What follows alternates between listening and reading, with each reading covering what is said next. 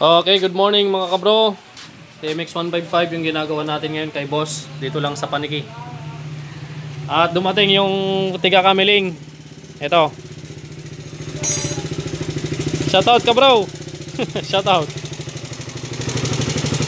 Anong issue niyan bro? Wag mo munang patayin. Kaingay yung makina ko na.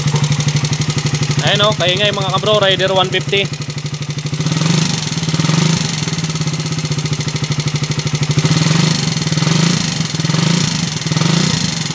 Okay, patayin mo na. Ano issue natin bro? Refresh na para dumingay yung issue niya. Nung pina-refresh mo, hindi naman maingay, smooth. Tapos nung pagkatapos ma-refresh, ganyan na yung andar niya, maingay na.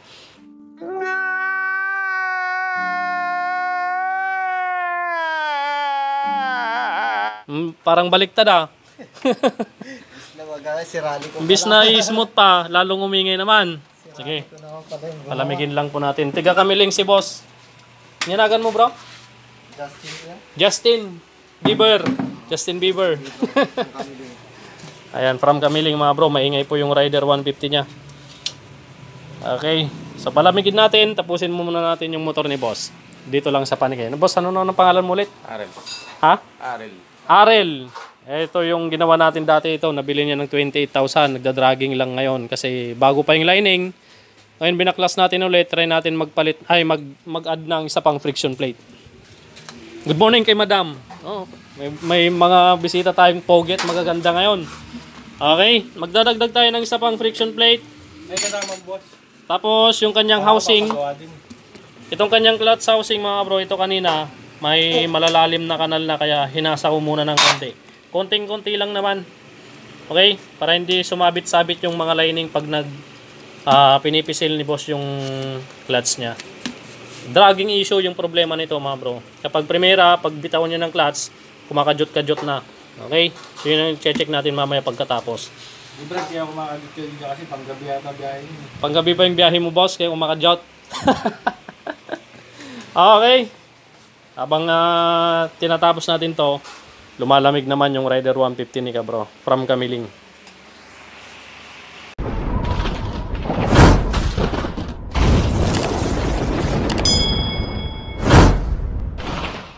Okay, tapos na po yung TMX 155 mga kabro. Sunod na natin tong rider ni Kabro.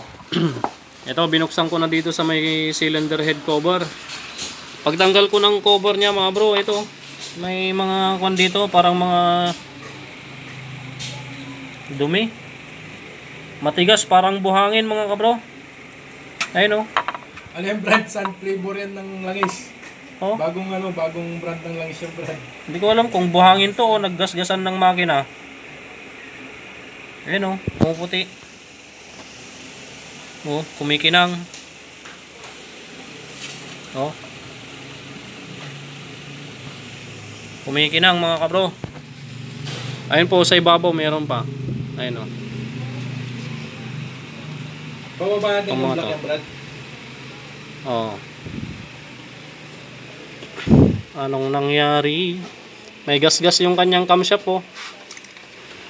Ayun o. May gas-gas. Ito. May gas-gas. Hindi ko lang alam dito sa kabila. Ayun. So, check natin mga kabro. May gas-gas. Ayun o. Gas-gas na rin yan o. Oh. May gas-gas din to. Tsaka yun, baklasin muna natin to mga bro. Para makita natin lahat kung bakit maingay. Tapos, top dead center din natin para makita din natin yung timing. TDC muna natin.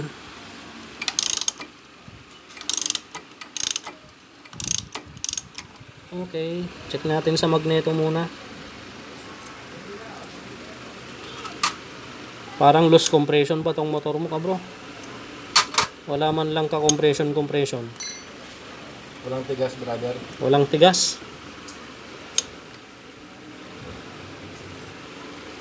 Ano may tigas eh, lagi may kasamang chicks brother. Dapat laging naninigas yan eh. Ayun na yung TDC mark mga bro.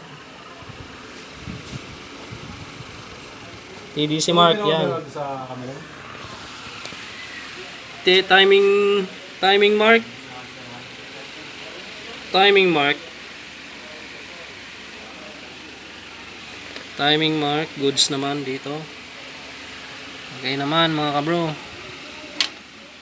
Okay, timing mark, goods naman to. Goods naman yung timing. Sa may magneto, tsaka dito. Goods naman yung kanyang timing mark mga kabro. Naka-timing naman siya. Kaya lang, ang problema dito sa kanyang motor, loss compression oh, mahina. Oh.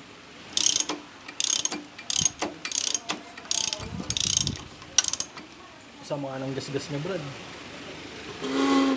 Okay, baklasin muna natin to mga bro. Kaya itong pakit sa gas. A few moments later. Okay mga kabro, nabaklasan natin yung cylinder head. Nakita nyo naman kanina yung timing mark. Okay naman yung timing. Kaya lang ang problema, meron tayong nakitang mga parang buhangin or nagpudpudan na parang bakal or alloy. So ito, nabaklas na namin yung kanyang cylinder head. Ito yung mga issue nito mga kabro. Ayan, number 1, itong kanyang tappet shim. Oh, may kanal. Daming gas-gas mga kabro. Oh. Yan, gas-gas yan mga kabro. Kanyang tapit.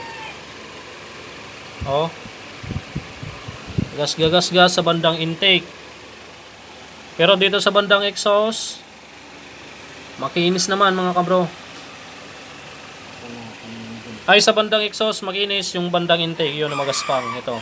Tapos itong kanyang bahay ng camshaft. Bahay ng camshaft yan. Gas-gas. Gas-gas yan mga kabro. Ayan yung maingay kanina. Pati dito sa kabila meron din. Yan. Dito sa kabila medyo goods pa. Sa bandang exhaust medyo goods pa. Dito lang sa bandang intake ang may tama. Papalitan natin tong dalawang tappet shim. Yan. Dalawa. Okay, dalawa lang siguro. Papalitan natin dito. Ha? Ay, ito pa pala mga bro. Ito, yung tornicles na tolpo. Yan, putol mga kabro. Tornilyo. Kaninang binabaklas ko to, maluwag na. Tapos nagulat ako bakit maluwag. Nung hinigpitan ko ng konti, paigpit. Bumigay na, putol na pala. Ayan o. Tolpo. Ayan o, umiikot pa naman. Baka sakaling matanggal pa. Kinakamay ko lang yan mga kabro ha. Kabro, tinitignan mo ha. Kinakamay ko lang yan. Ayan na, natanggal na. Putol. Buti na lang, natanggal pa bro. Hindi na tayo magpapa-welding. Okay, tappet shim. Tapos, re-remedyo natin to. Re-repair natin tong kanyang bahay ng camshaft. Yan, pakikinisin natin yan mga maya mga kabro. Tapos itong kanyang camshaft. Ito sa bandang intake. Ito yung tinatawag nilang black cam. Black cam to mga bro, walang serial number. Dito black cam, nadali si kabro ng black cam. Ito nagasgas na rin oh. 2017 model daw tong kanyang motor, tong Rider 150 niya. Pero itong bandang exhaust valve, exhaust camshaft mga kabro, goods. Yan oh, may serial number mga bro. P18. Ito pa yung isang maingay pa dito, yung kanyang decompression release. Tanggalin na natin ito mamaya bro. Gusto mo? Okay. Yan, diskarte ko na daw. Ako na daw bahala dito sa motor ni kabro dahil nung nabili niya to, pina-refresh daw niya dahil naputulan ng tornilyo dito sa may bandang exhaust. Naputulan, diniretso, pina-refresh na niya. Kaya lang nung pina-refresh niya, doon na nag-umpisang umingay, tapos tumalon pa yung timing chain. Ayan, umingay na. Doon na nag-umpisa yung nagkanda loko-loko yung motor ni kabro. Pero ngayon ako na daw bahala dito. Bro, ibigay mo yung papel ng motor mamaya, no? Bebenta na natin to. Dala mo? Sige. Ako nang bahala dito mamaya mga bro. Bili tayo ng tappet shim, dalawa. Tapos, sire-remedyo natin to, pakikinisin natin to mga bro. Yan. Okay mga bro. Ayan, so pakikinisin na natin to mga bro, yung bahay ng camshop. Ayan, pakikinisin na natin to. Umpisan natin dahil medyo mahaba-habang trabaho to. Mahaba-habang remedyo. Yan, medyo malaki yung bala natin na pangliha. Yan, palitan ko muna ng mas maliit to dahil hindi siya pumapasok sa bandang loob. Yan, palitan natin. At yun, napalitan ko na ng mas maliit mga bro. Umpisan na nating pakinisin to. Yan, dahil mas magaspang pa sa talampakan ko tong bahay ng camshop na to mga bro.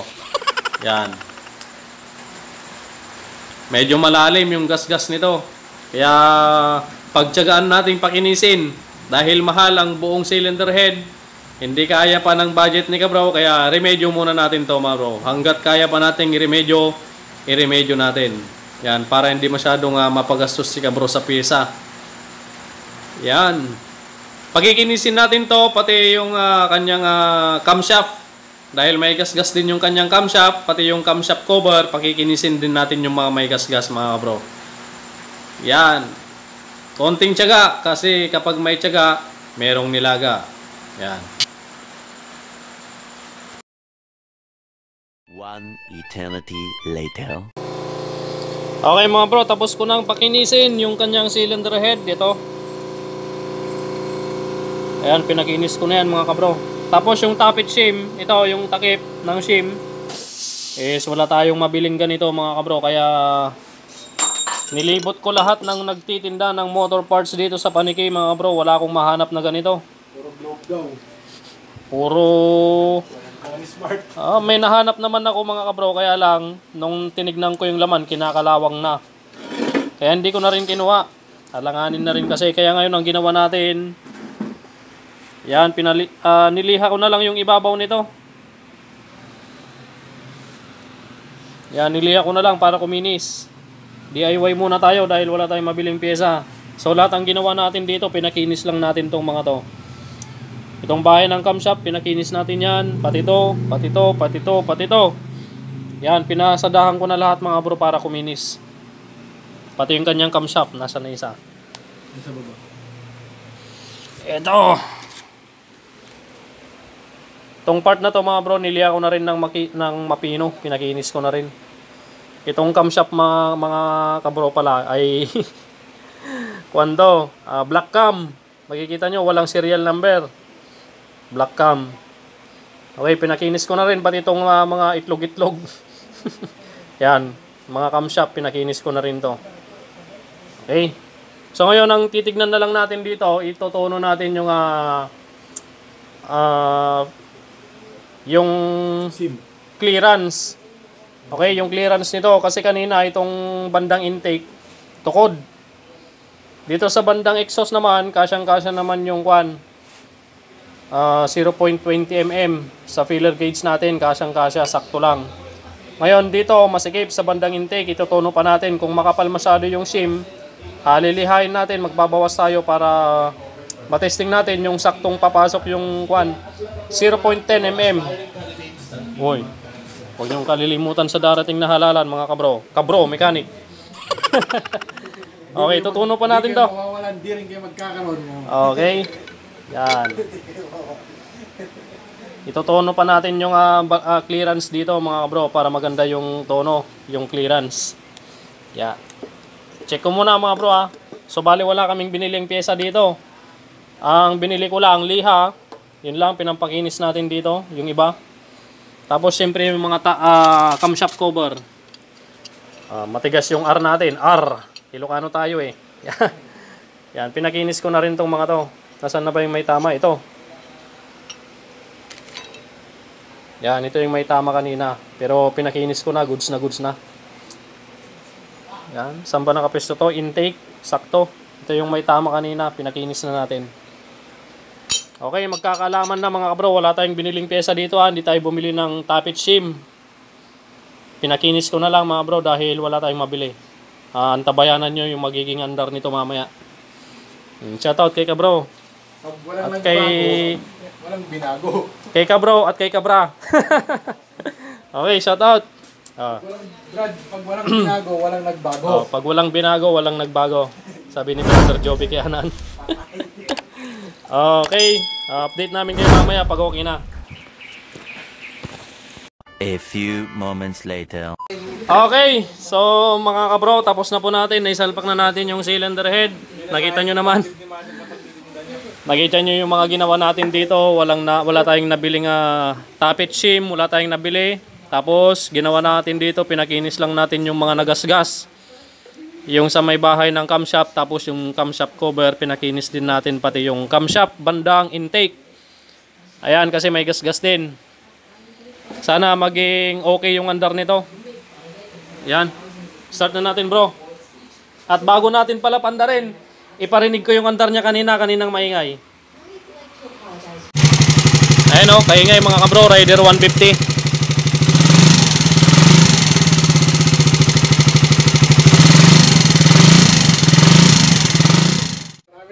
Okay, so napanggigan nyo na mga kabro yung andar niya kaninang maingay pa. Ngayon, okay na, pandarin na natin. Sana maging tahimik na to. Para makapagtinda na si kabro bukas ng paninda, no? Yan.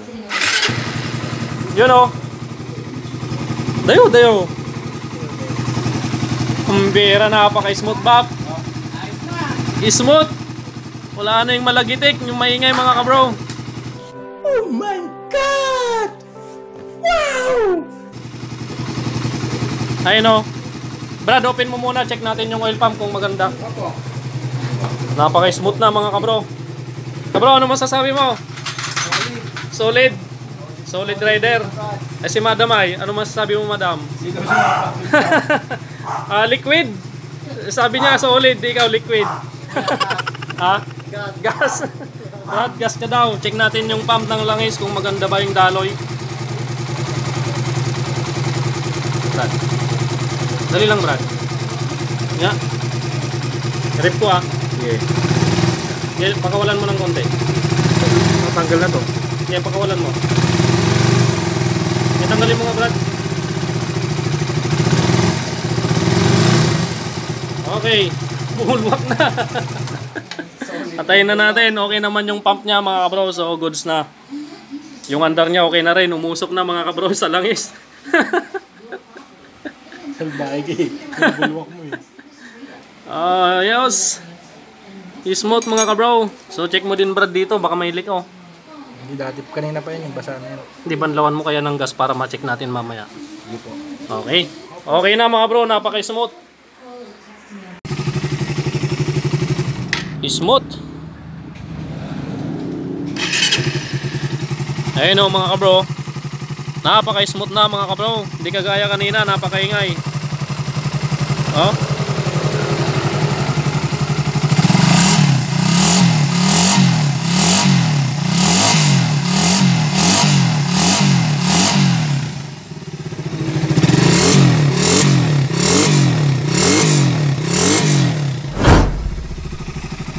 Ayos.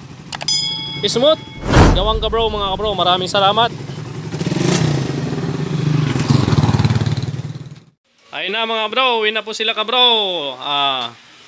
Justin Bieber. San sa Kamiling, bro? Din na di Kamiling? Ha? Santa Maria. Santa Maria Kamiling. Ayan si kabro. Oh. Solid yung gawa ni Kabro. Ha? Solid yung gawa ni Kabro. Ay, solid. Hindi liquid. Gas. Ay, gas. Sige, bro. Ingat, ha. Ayun, o. Smooth. Bro, ingat, ha. Ingat.